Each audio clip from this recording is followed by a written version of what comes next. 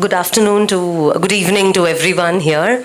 I thoroughly enjoyed reading Sanjana's book, and the big privilege that I had because I was doing this today was that I got to speak to the author at the end of reading a book. That is every reader's dream come true. You finish reading a book, and the next thing we do is we have a Zoom call that goes on for an hour and a half.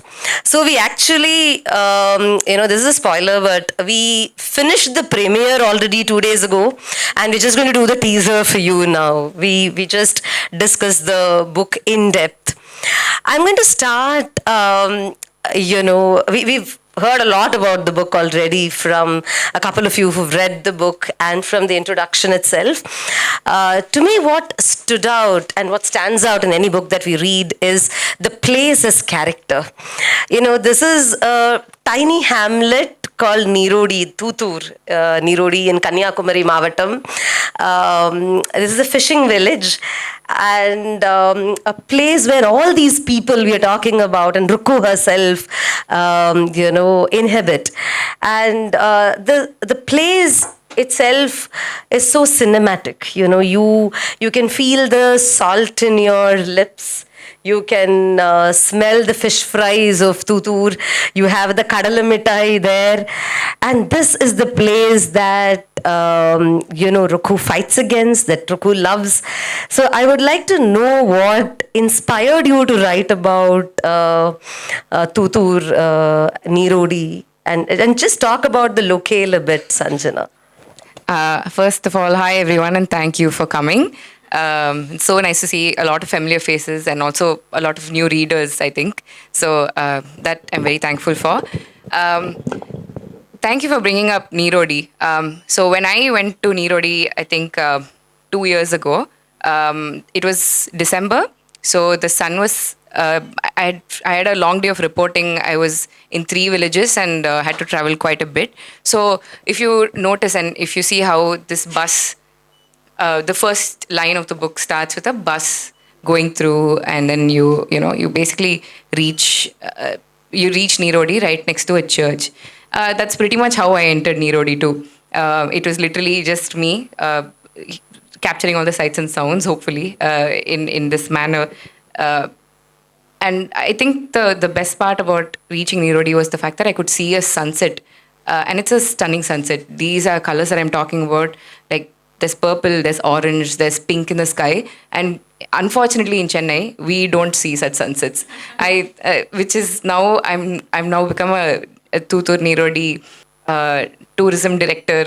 That's my role today. So please go visit Nirodi and Tutur and these villages that sort of line the Kerala border and Tamil Nadu. If you notice, there's a small leftward inflection from the Tamil Nadu coast, like at the tip of Kanyakumari, 30 kilometers in, you'll see quite possibly the best sunsets of your life. So I wrote about Nirodi because it was as beautiful as that. But it's not the beauty that allows you to write about a book alone, right? There's also the people you meet. So a lot of my book comes from the fact that I had a phenomenal experience talking to every single person I met over there. I'm not joking, but every person there is a footballer. You will see people named Messi, Mbappe, Ronaldo, Ronaldinos, like young kids, someone's yelling. I mean, imagine this is Tamil village that speaks Tamil with a lot of Malayalam in it. And then suddenly someone saying, hey, Ronaldo, inga vada. So that's an odd thing to hear, right? So I think that's why I wanted to write about Tutur and Nirodi itself. There was a beautiful girls' football team that I happened to meet. It was a story that happened by chance and not one I had gone there for. And that discovery led me to like a second day of going back to Tutur, talking to this massive group of young giggly girls who didn't stop talking. In the beginning they were really shy and they didn't say a single word. And then after that we started talking about kadalamittai, which is why it features so prominently in the book. We spoke about kadalamittai that they had given me, and then it kicked off from there. That's the reason for the setting. I think you've done a phenomenal job of bringing alive that entire belt from Thoothukudi to Kanyakumari. And Very interestingly, you've not used too many expressions in translation, but it's just with these hints that, you've created something where, to me, it felt like the dialogues were playing in Tamil at multiple points, when the mother even unwraps this football and she says, play to your heart's content. In my head, it's, Manantira Valayadama. All that is just playing for you. I don't know how that happened, but and all your characters are so well developed. I mean, Rukku herself. But before I move into the character arc, when you look at someone like Rukku, she is very rooted in Thuthur, but she's also every girl, every woman. I don't want to say every man because Aparna has already said we've kicked out, patriarchy with the football. So can you talk a little bit about the creative process of creating a character like Rukku? How much of yourself, because you are a woman, and I'm sure we all try to kick out patriarchies in our own ways, and we still try to. How much of yourself is superimposed on Rukku when you try to develop her? Okay, so I understand that that a lot of the audience has not read the book, but actually Rukku is a really cool young woman. Rukku is an entirely aspirational character. Even today, I'd like to be Rukku. If only I had the grit and the general swag that she has. Because you should, at least in my head, Rukku plays football like she's here to win, and she blasts loud music. She loves Vijay. And today she would be celebrating with with the rest of the city for the release of Goat. So Rukku is this massively cool young woman who I'd like to be even today. She is also every girl, and I think that every boy also. Only because there's so much of a there's a newness, there's a general sense of being young that only 12-year-olds have.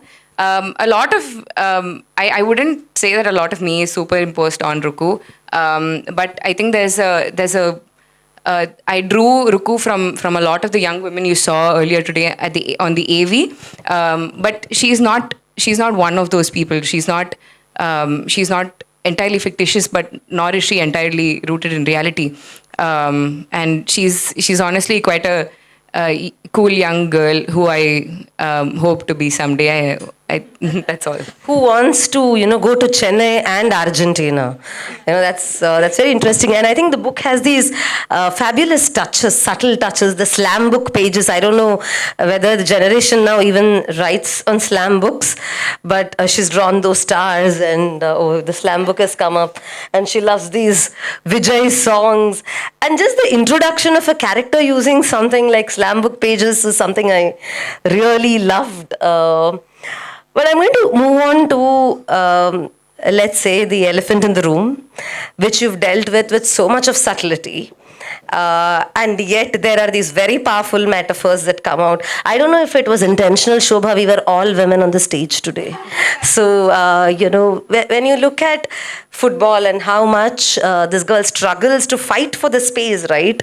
Turf, and we all know what the turf stands for, be it at workspaces, be it in playgrounds, everywhere gender exists. And something interesting Sanjana told me was that here at least they've taken hold of the ground. If you go to RK Puram and look at the football ground, it's only men playing there. Women haven't fought for the football ground that's right here. So the turf itself plays out as a metaphor in such a powerful and nuanced way. And here, thank you, the turf has come up. And this is something that the book shows, that the metaphor is there as illustration. The women's turf is out there. But you've handled gender with a lot of subtlety. The catalysts are men. There are men also who are catalysts, and then it's a very liberating moment when the boys come to cheer at the end. So it's a very nuanced way and to approach gender, and I think many of us struggle with it. Having come from a teaching background, I can tell you we use Jane Eyre still. I have college HODs who are here, English department HODs, to talk about feminism, and nobody can read Jane Eyre anymore. Like ma'am was saying, I don't think people read. right? So to present gender in 94 pages in such an accessible manner, I think is an achievement. So would you like to talk a little more about that? This question, I'm thank you for asking this, because gender is pretty much the central theme of this book. There are some other many sub themes over here, but gender, the reason why it became important to talk about Tutur and Nirodi and the women's football team over there is because there's a very interesting history to the women's football team there. In the 60s, there was already a set of women who were wearing shorts in rural Tamil Nadu, mind you, and playing football against the teams in Kerala. So along the Trivandrum border, there are, I mean, considering Nirodi is right there, they would often go for these college open tournaments, and they would all. I happened to speak to about 3 old women who were part of the original team. And what they told me was that, initially, if everyone's comfortable with Tamil, they said initially, ரொம்ப பயமா இருந்தது, என்ன பண்ண போறோம் எப்படி பண்ண போறோம்னு தெரியல. First only exhibition match, that's what they were allowed to do. Only play with the boys, show that they have some skills. But as I said, everyone in Nirodi is a footballer, so a lot of the young women learnt by just watching. And it's pretty revolutionary that the entire society was happy to put was happy to put their money where their mouth was, and happily encourage this team to go ahead and play in Kerala on multiple occasions. Unfortunately, it fizzled out, but till this day, the reason why this entire movement sort of resurfaced was because all the women in the original women's football team ended up becoming government employees. And that's the only aspiration for every single person in Nirodi today. They want to have steady income, and they want to have a government job that assures them some sort of steady income post retirement. And it's important to note that this is how everyone's so clear cut about getting a job at RBI. They want to get jobs as teachers. If they're just in Nirodi, but everyone's aspiration is to go out, and to see an entire society that encourages it. And as we had spoken earlier, it's not common for or easy for you to breach a turf in any city. If you see that Chennai 28 ground that comes in the movie Chennai 28 itself is very close to where we live, and I don't think I've ever stepped foot once in my life. It's not because I've never wanted to. A lot of the boys in my class have gone there and played, but I just never thought I could. But here is Rukku, who's doing that, and she does that without care in the world. She's just like, yeah, I can kick a ball, so I'm also going to go and kick. That's just about it. Gender plays out in as many layers in the book, because there's also a male coach who's a big he doesn't. I don't think if you really ask this coach if he's a feminist, he's not going to say it in as many words. But he is a feminist at heart, and he's a really kind man who takes the help of a lot of incredible women, including Rukku and Sumi's mother, in the book. And that's about it. The gender is so pertinent because my house is full of women. It's been many years of just living with women. So I don't, until I got married, I didn't really know what it was to, coexist with a man. What is that like? What is this foreign creature doing in my house? So gender, hence, has always been an important part of my life. I've seen my grandmother, who's Rukku. I've named the character after her. So I've seen my grandmother and my mother constantly challenge these shorts potukka kudadu, don't go out at night. Why do you want to study English literature? The important questions. But they've challenged it at every single point. And so gender was just easy. It's the most accessible sort of politics that I engage with on a daily basis. Do you want to also talk about the chapter where the coming of age of this girl, the Periya Ponnu chapter? And it's very interesting for me because it's only in Tamil Nadu this is celebrated. There is pride, and I'm using the word intentionally. There is pride in vayasukku varudhu and becoming periya ponnu. And then there is this whole contradiction. I've not seen this in any other popular culture. You should see Tamil movies.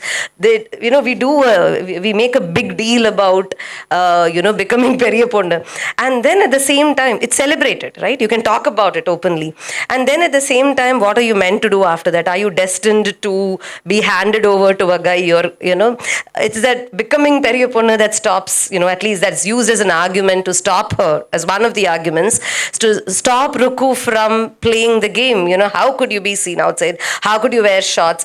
And these are questions which are very relevant across. I don't think only for her, because be it RK, Puram, or be it Mumbai, you would see all the guys playing cricket on the field and a set of guys watching at night. We would also want to watch, but we would never watch. It's just these gendered spaces. And here there's a man, I don't know. He's slightly villainous to me, but maybe not so to Sanjana, the uncle, the senior Mr. Matthew, who uses all these as arguments that, she's come of age. And then there are other kids who are talking about their periods. These are things, there's so many educators sitting in the room. We want to talk about these, and we don't have the right sex education materials at all. All schools are talking about sex education. What is the right approach to it? There's so much that the story, offers. Do you want to touch upon that in terms of Rukku?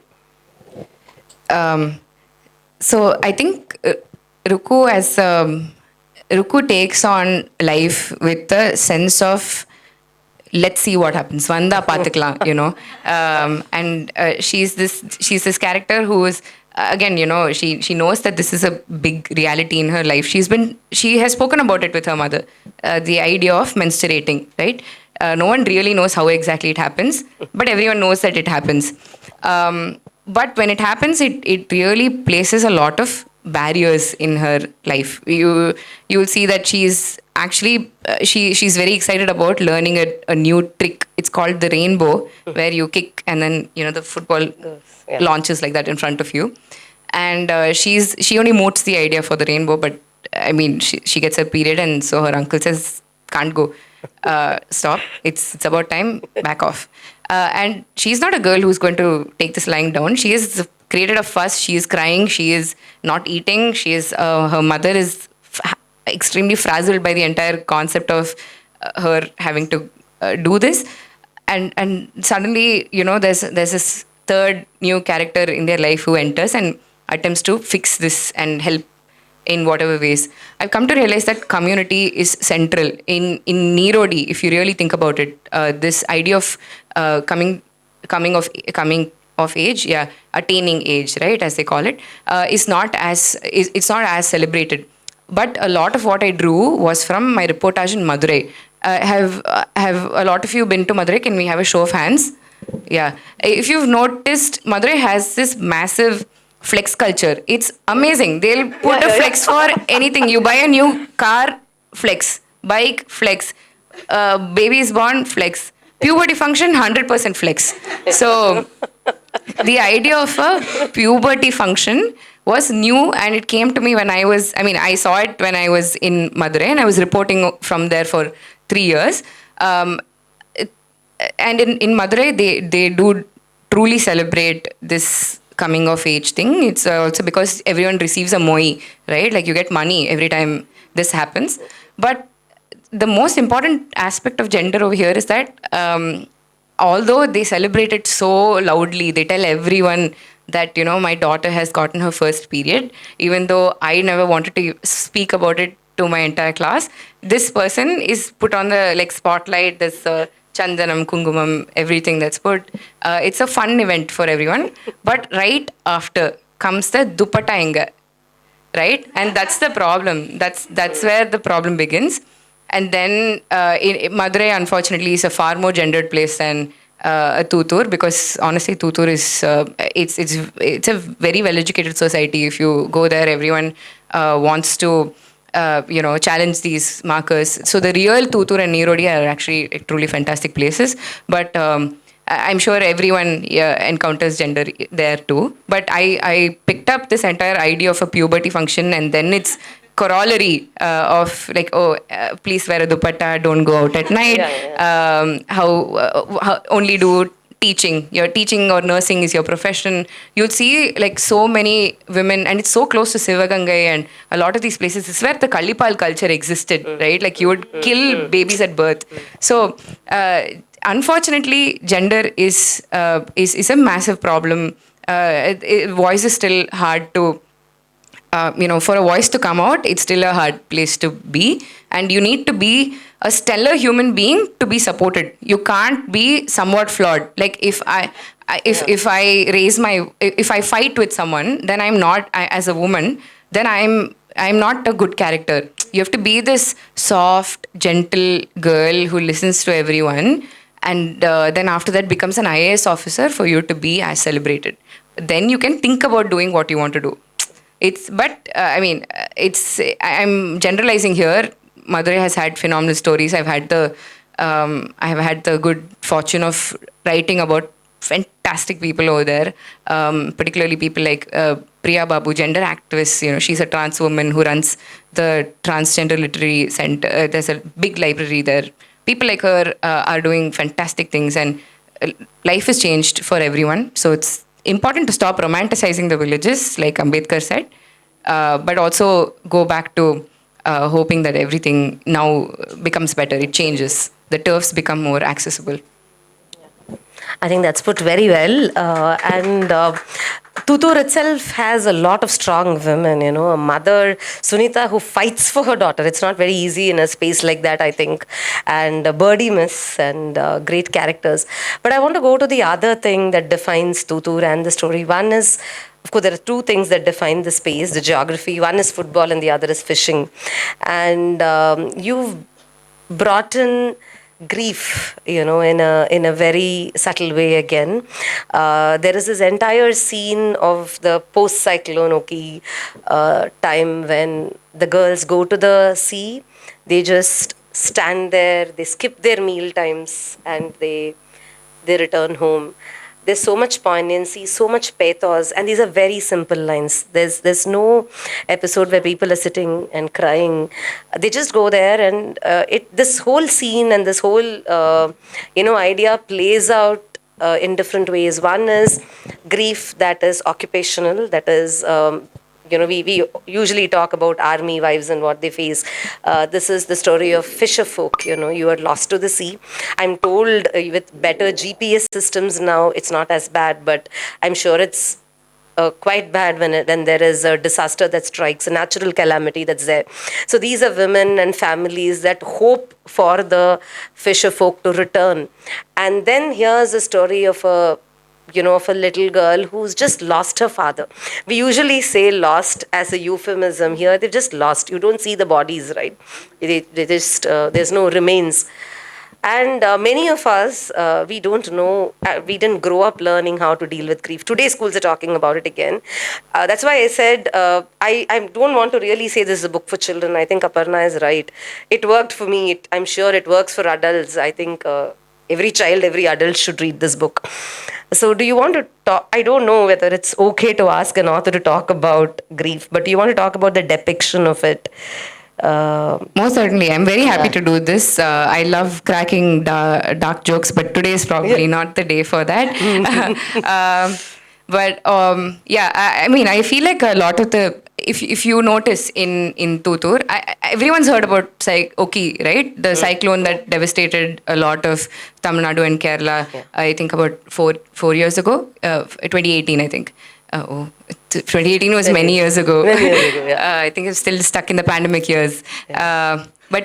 Tutur is full of master fishermen. If you ever come across, just perhaps Google Tutur today if you want to, and you will notice that every single village along Tutur, Ipithurai, Neerodi, Chinnaputandurai, all of them have Facebook pages of their own, and they talk about each place's master fishermen and how excellent they are. They actually are people who used to go in and kill sharks. So they are called the shark killers. And they're very skilled. They are deep sea fishermen also. So they're not your inikapete get your fresh catch and come back home. They go for months on end to different parts of the world. So the trawler that they go in, or the boat that they go in, goes to Mauritius. It goes to Kuwait. Suddenly you're just crossing all these borders without even knowing what's there, right? Because it's just sea that you can see.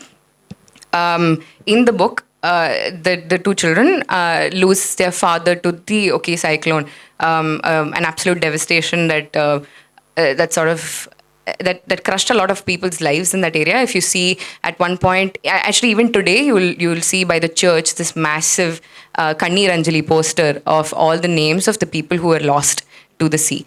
That kind of grief is truly devastating. I mean, all kinds of grief are terrible, but the idea of not having any access to the person who has died is devastating. I feel like I sort of cut, copy, paste some portions of my life onto this. I suffered grief when I was really young, as a 12-year-old. I lost my father when into 2007.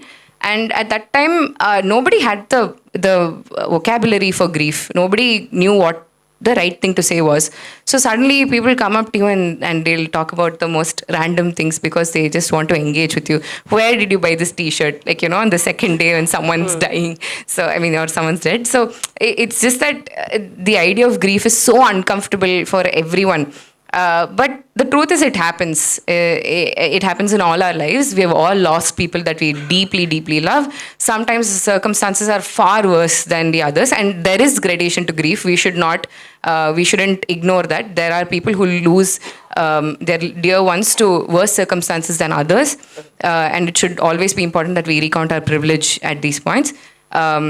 But yeah, it was devastating. I've written a lot about it. It's taken many years of writing angry blogs in the beginning, and then a more empathetic version of this narrative towards grief that has sort of set in my head. I'm not as angry anymore about my father's death, but I'm still very reminiscent of him. I think that in a lot of ways, Rukku eulogizes Michael. She wants to become a footballer because that's what that was truly their only connection.